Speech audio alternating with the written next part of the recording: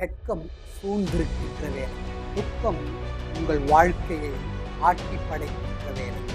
என்ன செய்வது என்று நீங்கள் திகைத்து கொண்டிருக்கிற, போராடி தவித்து கொண்டிருக்கின்ற, உங்களுக்கான பதிலை தேவனிடத்தில் எதிர்பார்க்க, மக்களிடத்தில் அல்ல, அல்லது நீங்கள் எதிர்பார்க்கிறவர்களிடத்தில் அல்ல, தேவனிடத்திலே அந்த பதிலை எதிர்பார்க்க.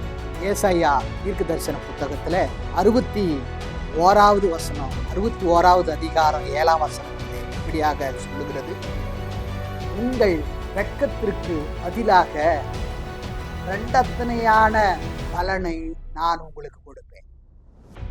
உங்கள் வெட்கத்திற்கு பதில் நிந்தையோ அவமானமோ அல்ல, உங்கள் வெட்கத்திற்கு பதில் வெற்றியே. ஆகவே நீங்கள் கலங்க வேண்டாம்.